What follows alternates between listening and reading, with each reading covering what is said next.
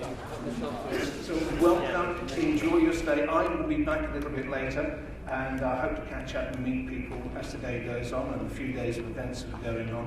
But I congratulate you all for being here. Thank you.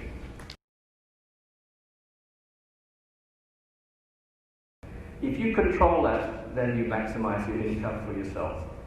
Nobody else can participate in this production chain unless you authorize them to participate. And then ultimately, of course, for the consumer, they have the assurance of a true-to-label product. So when it says barrio rice or when it says bacalawan rice, they know when they buy that product, it is actually from those locations. Actually, barrio rice just came in a way, you know. I think because the club in those days, there was the only commodities or thing as separation is barrio rice. So when they get rice, they start to give the rice to the guests and they start to call it barrio rice. That's how it started, I think so. But this other rice is quite controversial to the community. I do go to Bakaran, of course people want identity. Thank you for initiating this, because I think it's good to have bigger voice in a way. But of course, marketing strategy, as what you say, marketing is another tool. Well, I think barrio rice is there. They still can do another Highland rice. Dalam beberapa masa yang sudah, kami telah berbincang tentang GI beras yang keluar dari kawasan hulu atau Highland rice. Kami mohon supaya Bakaran mendapat satu branding yang baru, tetapi ianya tidak dapat diproseskan. In terms of the extension of the GI, I would suggest that we should also think of the end user, because at the end of the day, we do not want the end user to be confused in terms of the branding. Okay, that's all. Thank you very much. Quite a big volume of what we call Highland rice comes from across the border. And I think at the present moment, they supply more of this rice than Barrio Bacalalan Longsungado.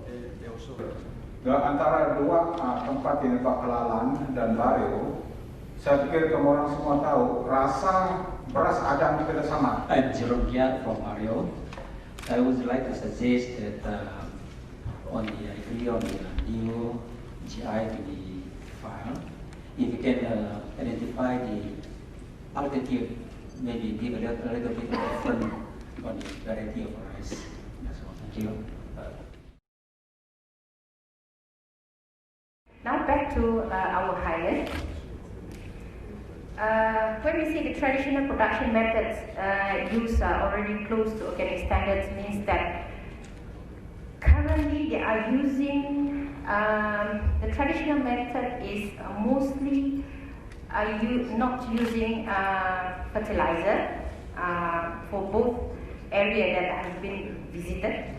To me, to my knowledge, except for Barrio Main, other places are not using fertilizer. And then they are using very minimal of pesticides. Use a traditional ways for planting. So we found that actually the pest and disease incidents are very low or minimal. For example, like Bacalalan, when we interview the growers, they say actually the pest and disease is very low except for the trail, and they only apply it like one time fungicide or fertilizer for one season. She say recording is very important, processing, not don't mix up with the other commercial type of processing. Now, the other thing is this, maybe at this moment in time, what we can say is that the tradition that has been practiced in the Highland, Rio Bacalalan and Longsungado is for many, many years. It has been sustaining there for many, many years. You know, it's just that at this moment of time, we are crazy over increasing yield. But put it this way, You know, for this organic to enter, just now Michelle pointed out why there is a demand. 60%, 65 or 60% of Malaysians would like to buy organic. Now, there is a market pull factor there. Based on the initial observation, enhancement with organic compost and biochar improve the silica contents of paddy. So means that once the silica content is higher, the stem and the paddy will become harder. So automatically it will repair the pest. Okay.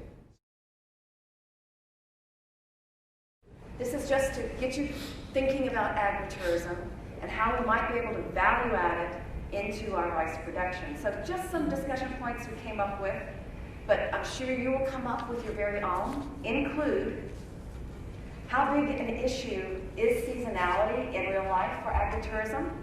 What I've seen so far in the Highlands is that it's limited amount of agriculture attractions, limited amount of attractions for Highland, Tomato, Mario. You only have 1 or 2 little attractions, so it's not sufficient to fill up the time the tourist wants to visit the whole place. It is much better in these areas, piggyback on a registered specialized tour operator, a big tour operator who brings in tourists already. So you just offer these areas as a destination, make these areas a destination provider. Say for paddy, you go to Barrio. For apples, you go to Bacalalan and such.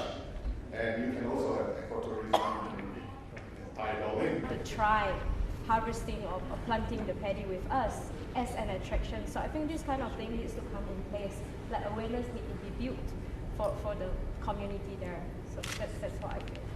Thank you. Mario, we have the growing area is 365, and up to this moment we are using about 87% of the potential area. The potential area is roughly around 4 something hectares. And in Bacalalan, the potential area is 157, and now we are growing up to 135. That is around 85% of the area. And Los Mado, we actually almost 100%. The area is around 117 hectares. So what are we going to do with that? How are we going to produce more later on? On the barrio side, we are promoting the brass barrio halus. Of course, we only identified 3 from barrio. One is brass barrio kasar, sederhana, and halus. The market and the taste-wise, the halus is the best. Even within the halus, there are 2 varieties. One is the pearly white, which is, I think the starchy content is higher, as I understand. You put it through, you look at the grain towards the light, you cannot see, it's not transparent. You cannot see the light through it. And the other one, you can see the pearly white, you can actually see the light. It's almost semi-translucent. So that is the one that the market is after. But if the numbers that we have here are not differentiated, and you know, these numbers are made up of all the different varieties, that's my guess, it's the total sum. The red ones, the black ones, the white ones, all are together. And we don't really know what other production is out of that number until we do the research. When you tell us which varieties you want to include in the GI, we'll go out and do the proper statistics again. This is very important to know. But just assuming that the output of 100, we've reached the maximum output from the Highlands, it is 1833, can people at Bernas tell us 1833 tons per year, is it a specialty product or is it a large volume product? What is it? Where are the people from Bernas? Simon? Is it 1833 is it a small amount of rice? Yeah, it's very too small. See, so in actual fact, it is a specialty rice. So that's where our marketing will be informed. It is not a gross market, a mass market. It is marketing a specialty product. Okay, it informs the marketing plan, and this is very, very important information. The chain might look something like this. So we have inputs, And inputs are worth considering as well, because if you go into organic production, the inputs have to be audited. Okay, there are certain inputs that are prohibited, for example. And then we have production. These would be the traditional farmer, and then there's the mercantile farmer as well. They have to interface with milling at some stage, and I put drying and milling together. And then they have to interact with wholesalers, and sometimes the miller and the wholesaler are the same entity. And then finally there's retailing, the shop that actually handles it, that takes product from the wholesaler and presents it to the consumer to buy on, say, the supermarket shelf, and then we end up with the consumer themselves. Okay, so that is a representation of what the chain might look like. Referring to what Bernas just said, I'm astounded. We are selling barrio rice, GI barrio rice, but rice is from Bacalaran. And where is the Bacalaran rice from? Is it from Krayan, Indonesia? Bawang Bawang is from Long Semado, or is it from Bacalaran? So there's no determining factor, no guarantee of we're getting ras adan at all, actually. So that's my one worry. At the end of the day, this is your project. We want the community to take ownership. You know what I mean? Not everything the government say this, government say, yeah, the present environment is very good. Government come in, you people just sit back. You know, somebody do the thinking, do the heavy lifting for you. But let's be honest. Unless it is your own project, you know what I mean? Take ownership of this project. That's why there are different model there, you know. And the last model, the JS3 one, is that you have the final say. You own the company. You tell the expert to do what is good for your company. You know what I mean? So is it a different degree of involvement of the community or of the local people? Eventually, the use of certified seed would help to ensure a high and consistent product. In other words, the use of certified seed is an assurance quality system that can help to deliver quality product to the buyers in a consistent manner.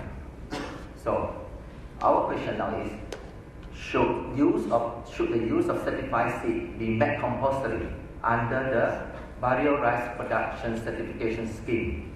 So, if the answer is yes, then there would be a range of related questions that we need to ask. For example, what is the role of certified seed in the supply chain for authenticated Highland rice? I would like to ask Seed as a whole, do you include any genotyping criteria according to your Yes. Currently, with around one biotech research officer is trying to work on how to come up with a marker so that there is a variety of baby under the Highland area. So we are looking into the program now. I'm very sure we need to be certified. Otherwise, at this point in time, we are selling our rice at wholesale of $12.50, and then people are buying it between 15 to 18. Bernas is telling us he's selling at 18. You don't want to be, if you want to spend that much money on buying rice, 1 kilo of rice, I'm sure as hell you want to know it's for real, you know? So I think certification is very important, and it goes very far in our marketing process, especially overseas. Because we are already looking at Australia, we are already looking at Singapore for the markets for our rice.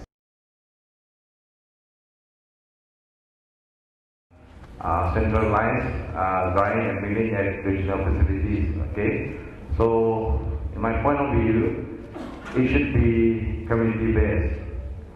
Community-based in the sense that the people in the Highlands, because of the remoteness of the areas, these people are more community-based, and then it's more easily being, anything should be done on a community basis.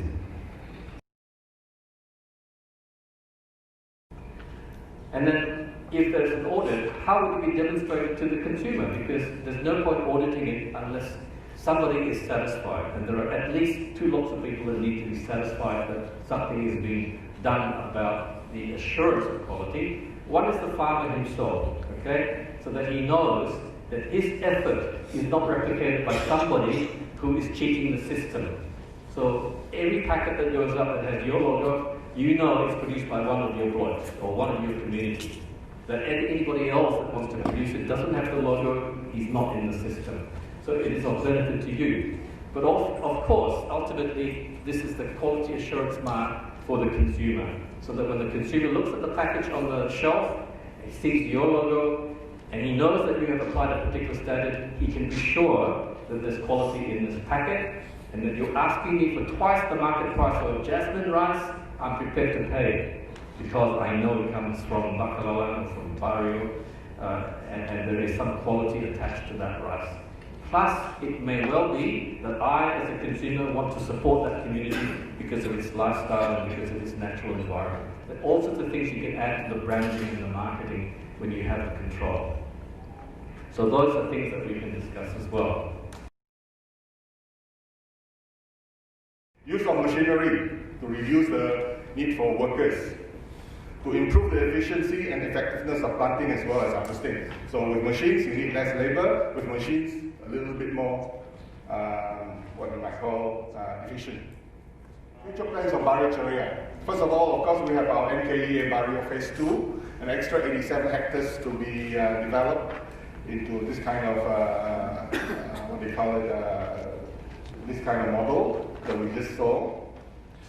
We will be commencing that in March next year. Why does Borneo Mart even get a mention? It is because the trucks that go up to Barrio, bringing all the food stuff, coming down empty. We bring our rice down. We used to have to bring our rice down at 1 ringgit 20 cents a kilo, 1,200 per Hilux truck. Now we can bring it down at a much lower price. Bacalalan thinking of going on do a traditional way of farming to get all the products which is out from Bacalalan is organic. Jika mana ceria ini nak masuk bekerjasama dengan orang Bacalalan, we are ready to accept them. But there is but. We are not going to accept them to collaborate with us on the farm which we are used to have now. Just let all the farm which we are done a long time ago until today, until the next generation, we keep on doing it as a traditional way of farming. We would like to invite Ceria to participate with us, but we allocate a new area. We have 4 other areas which is potential for wet paddy field outside Bacalalan, which is around say 15 to 20 kilometers to the new area, what we call Pak Bur, Pak Ribat, Pak Pala, and Pak Tawi. We, as Barrio Ceria or as Ceria, will never, I say again, will never force any farmer to join us or to use our methods of planting. Never. That is totally against my policies. We still lack of marketing side, because we think this to accomplish what the Pemandu wants, to reduce importation, to substitute the current import. As you can see, first few slides, it's really huge in Malaysia. So we need to do some marketing strategy. We need to do some marketing approach, marketing strategy to make it successful. So for the current market situation in Malaysia, as you know, that it's more than 2,000 rice wholesalers. It's very competitive. Everybody wants to join in the rice industry. Maybe because of not because of the margin, but it's a quality set. Everybody rice, so there's a profit there. if you do it properly. So we know that there's a type of rice that's associated with the country. Basmati rice from Pakistan and India, Feather rice from Thailand, red rice from Britain, glutinous rice from Thailand. So if you want to make it, Baru well known to the world that Baru is Malaysia. If you can make it there, so I think Baru has become a success to our country. So instead of we focus on the product brand, company brand, let's make it concentrate to the country brand. Highland rice has already, itself is a brand. It's actually a strength itself because it is well known already, at least in Malaysia.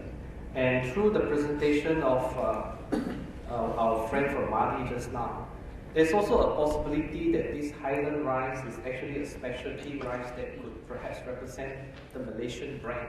And the rice is actually pesticide and chemical free. And because of this, it has high potential to be marketed. And a presentation this morning by our friend from Department of Agriculture shows that there's a high potential to actually upgrade to organic rice. So there's another strength. And the second one is like what we have discussed. This is related to the GI issue. This morning we discussed that. So Highland rice varieties are now planted in many other places, okay, as we know. And this will affect the marketing of rice from the Highlands. So it's an issue now about the geographical scope of Barrio, Bak Lalang, Long Somado, and so on. Yeah? So this is an issue that's recurring around throughout the day in the forums.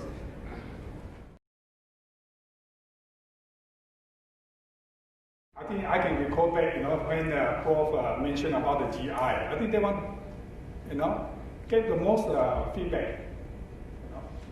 I think that is important because it is something that we had to do it right from the beginning as a community involved. So yes, at this moment in time, we even cannot decide. Maybe maybe for you to decide which variety is it, Aden Haru or Sederhana or combined or something else. So I hope these are some of the things that we have brought out for your attention. Now, in 2013, we have a seminar in Kuching called Quality Rice Seminar. And in that seminar, suddenly we realized that something is wrong. People are growing lowland barrel rice, highland barrel rice. And actually, we got a blind test on that day, and the result was presented out there. And usually people cannot tell the difference. Okay, it's not very good news for those who are in the highland. So because of that, we realized that there is something that we should, at least as a Department of Agriculture, look into it.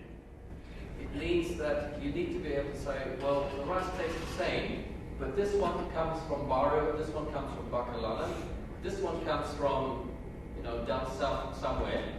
Which rice do you want to buy?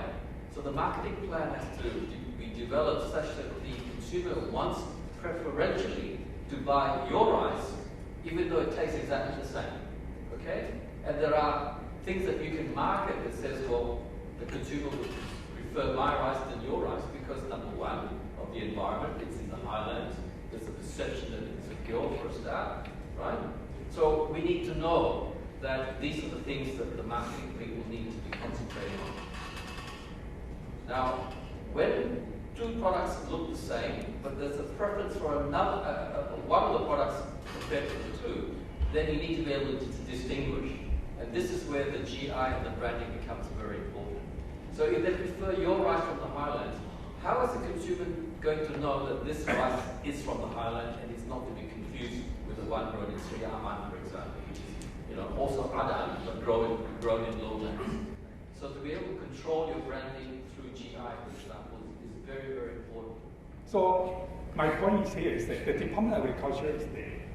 But the good thing is that curtain also coming up. Here is the situation where what today represent, that we don't have to do it ourselves. Your community, I think your vision by Prof just now, we are there to walk along this journey together with you, to make sure that we reach our goal. Today we are sharing our goal with you, our intention with you.